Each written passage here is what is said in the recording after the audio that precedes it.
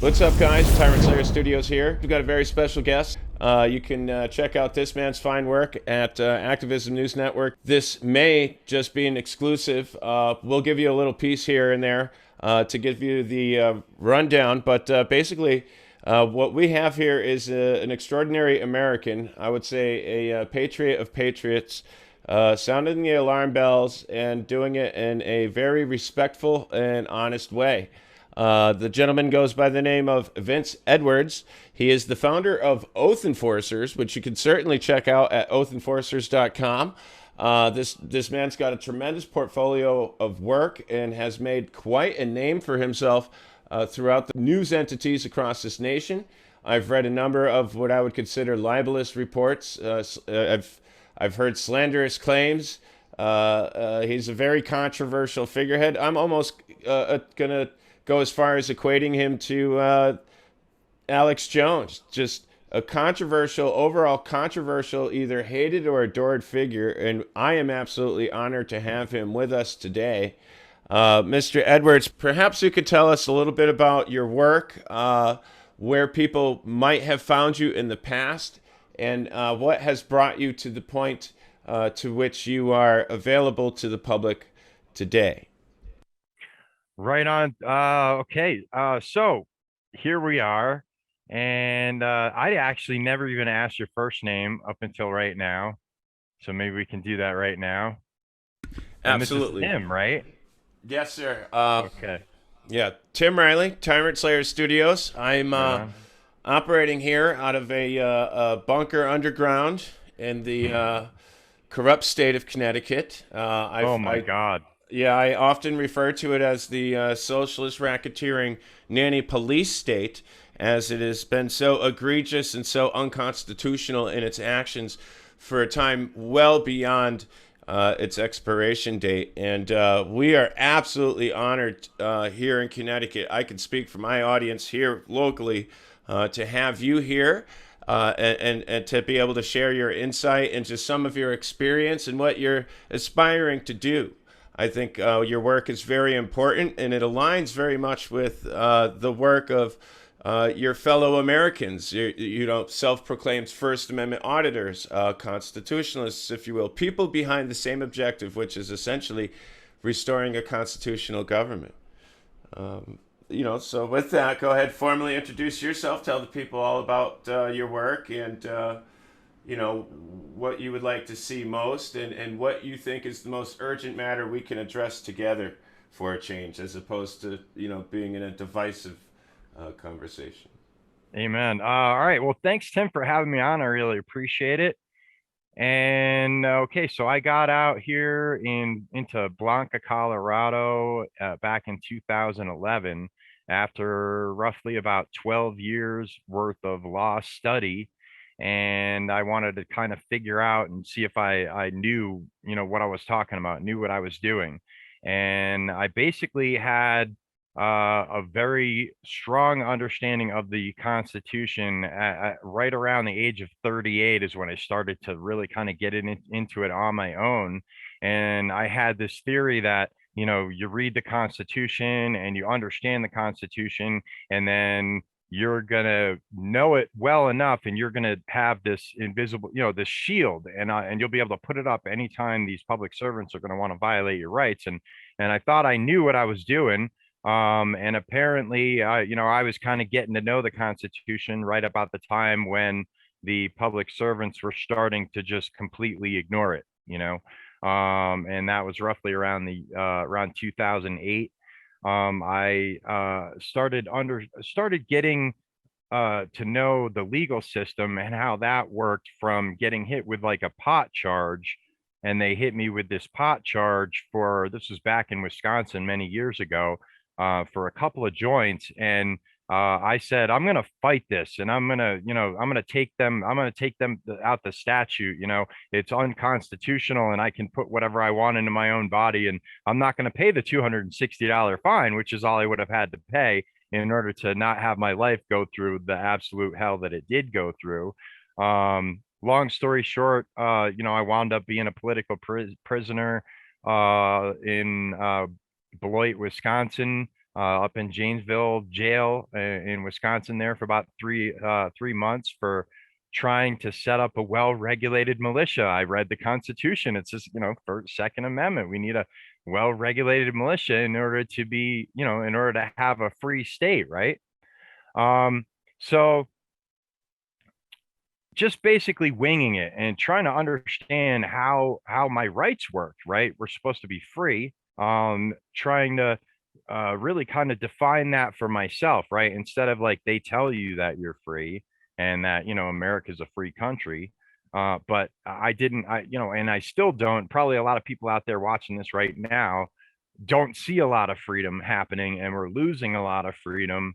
And that's really kind of where oath enforcers comes in. Now, just I got to back up just a tiny bit before that, just for a second, and then I was living out here for about a year and a half on two other properties.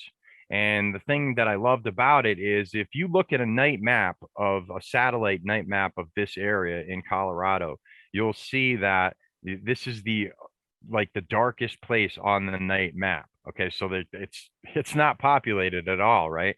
I wanted to be able to go somewhere and see if I could live free. Okay, like literally, like not even pay property taxes. Okay, you go, because you can't be free technically anywhere in America right now. So I wanted to kind of test that whole theory out. It's very interesting you bring up property taxes. There's a big movement right now that's calling into question the validity of taxation of certain property that is essentially private property, but it's not on paper, if you will. You have residential property. You have Right, right. you have all this. Residential. Yeah, you got it. You have all this property terminology under the sun, but you never have any private properties to be seen anywhere on paper, and I think that's a huge problem. And as auditors and First Amendment activists, I think we're going to be seeing a lot in the very near future conversations and documentation of those conversations between tax assessors and tax Yep. collectors who are collecting taxes for municipalities in what seems to be a very egregious and unconstitutional manner. But Right. I digress. I'm glad you asked that question. No, that's a great part for this because let me ask you this question. Would you just go down to the code enforcement office, and just fill out a search warrant for them? Just give them a search warrant and let them come onto your property anytime? Would you do that?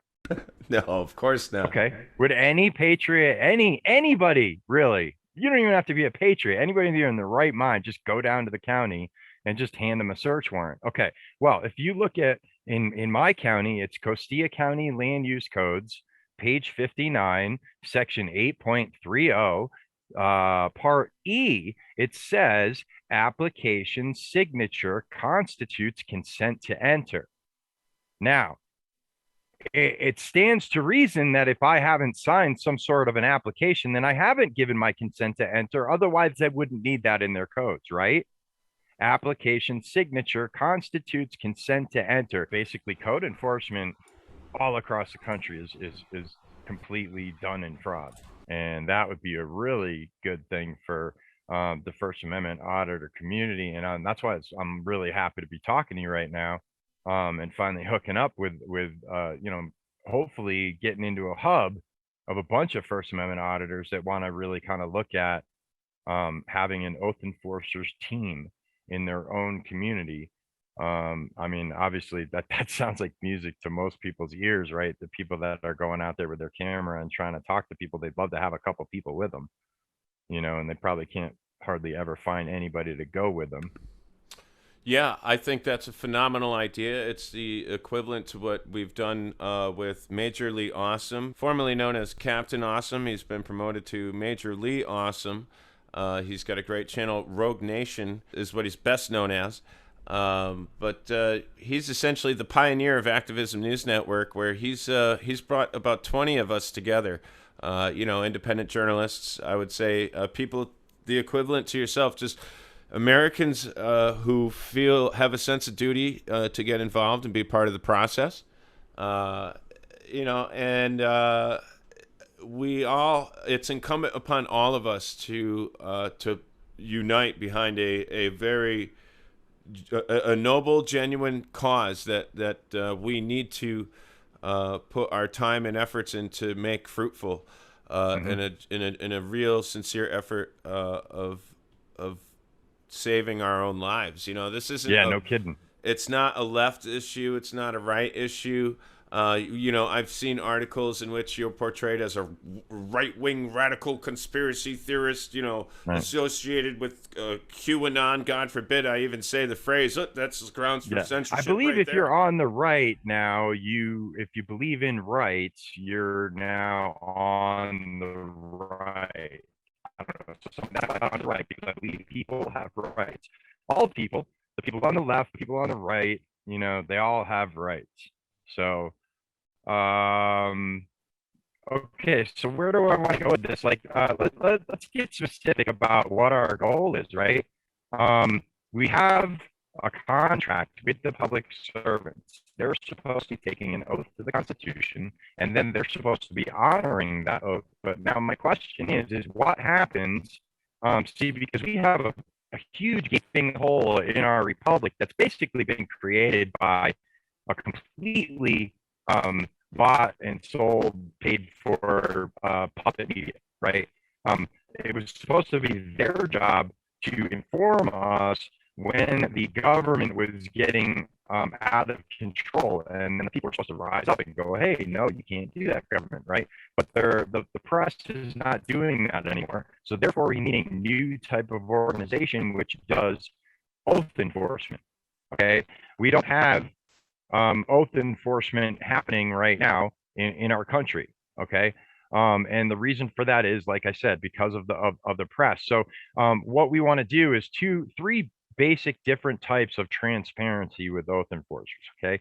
The first one is what you guys do a lot of, which is First Amendment auditing. Okay. You show up at the scene of the possible crime where the oath breaker is going to be violating his or her oath of office, and then you get them on camera, you apply transparency to the situation, and then they dial down the situation and go away, and there's no court case, there's no jail, there's no inconvenience on you whatsoever. You're not injured or anything like get that. You don't lose a job, you don't lose a business, and therefore a couple other people lose their jobs. All kinds of stuff that's happening to people when they get all hemmed up for something that's within their rights. Okay, we're supposed to be able to exercise our rights without infringement. Okay, and what we're not able to do that right now in our society. Right, press. We use the press. I think that's an important element to key in on. The first Right. we call ourselves That's First Amendment. essentially what First Amendment auditing is. That is the press. That you're doing the job that they're not doing anymore. Right, we're documenting the engagement we're having with our public servants or public trustees, whatever language people find appropriate to use to describe the situation is here nor there. I think it's most important to understand First Amendment auditing is not a form of extremism. It's not a harassment tactic. Right. It's not anything meant They to love to throw the provoke or word harassment in there antagonize. because that's a crime. There is absolutely a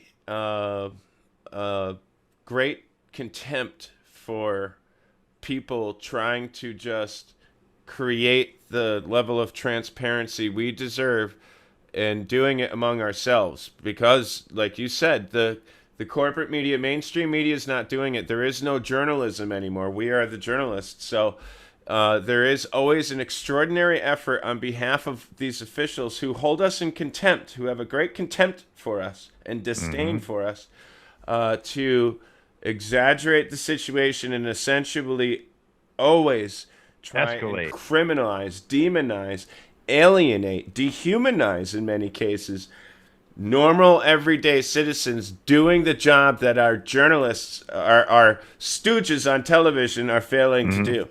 No Yep. one's going to help us but us. How did you find yourself so heavily immersed into activism, if you will, to the point where mainstream media outlets are writing the most egregious and obnoxious character assassination, hit pieces on Hmm. you? Someone who is otherwise obscure an obscure American, an everyday American is being written about. It's like you're portrayed to be a terrorist, quite frankly. Mm. Run us through, your timeline, if you will. Okay, I mean that's a mouthful. So I mean the main thing is I want to be left alone, right? That's all we want to do. We just want to be left alone. And those, all the people that want to defame me and try to say that I'm a terrorist or and stuff like that. And while we're on that topic, they want to claim that I was involved in an armed standoff. They never found a weapon. I wasn't armed. I was not armed at the supposed armed standoff. Okay, so you'll hear that from the Guardian article when they did the hit piece on me. That came out of Westward, an online, basically just an online leftist rag. That's supposed to like they're trying to lean conservative, but they're not actually conservative. They're really just an attack rag. Um, so what really got me involved in government is the same thing that gets everybody involved in government, right? And that is that government goes a little too far and they encroach upon your liberty, your rights. And back when I was about maybe 26, 27 years old, I was going out with some a girl, and we were having an argument, and she was losing her mind, and she had gone and jumped in my vehicle, and she was going to take my vehicle as she was breaking up with me and leave. Okay, so therefore I didn't want to report my vehicle stolen, and then I said, hey, calm down, listen to me. And I placed my hand on her shoulder and I said, hey, calm down, listen to me. I don't want to have to report my car stolen. Okay, as soon as I told that to the cop said, you're under arrest for simple assault. That's simple assault.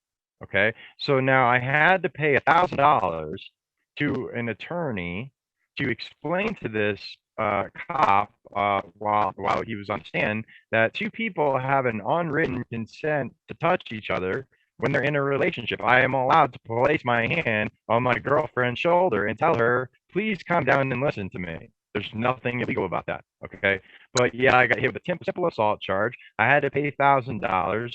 Um, I don't get that $1,000 back. The cop comes down to my house, they arrest me. Spend time in jail. I mean, it's just um, so many different times, that things have happened, and it's not even just to me. You see it then happening all around you. But now, like my main activism issue right here is that did you know that in this country now they don't use warrants anymore? Newsflash, we don't get warrants anymore. Okay, and if you don't believe me, ask for a warrant the next time somebody says you're under arrest. Okay, and that's been like a key sticking point the last few times that we got into it, right, with the authorities. Okay, so just really simple, let me just let the authorities know in case they want to come down here. And I was just messing with my cord, I don't know if that changed something, but and just to let the authorities know, right, if they want to arrest me for some reason. I mean, what's why do you need to arrest me? I'm a nonviolent, peaceful individual that just wants to be left alone, and I'm trying to just exercise my rights on my own piece of private property in a country that's supposed to be free, and I'm not trying to define that for myself, right? So I came out here in 2011, trying to find a place after 12 years worth of law study, trying to find a place where I could be free, where you didn't have to pay anymore. You weren't paying any bills. You could just live somewhere. You didn't have to. You could just find a way to kind of homestead basically, right? So I was living on one other piece of property. I didn't see any cops or anything like that for like the whole time I was there. I was living on 3 other properties. I was like, wow, this is great. I mean, there's like no cops out here, no sheriffs or anything like that. You can pretty much just live out here and just do whatever you want. This is awesome. So I went and I decided to get myself a piece of property, and I got myself 20 acres out here. And then back in August of 2015, there was a Denver Post article that made Costilla County, Colorado area down here look very bad. They were like, well, there's dirty children and they're using 5-gallon buckets to go to the bathroom in. And, just making us all sound very, very, very bad.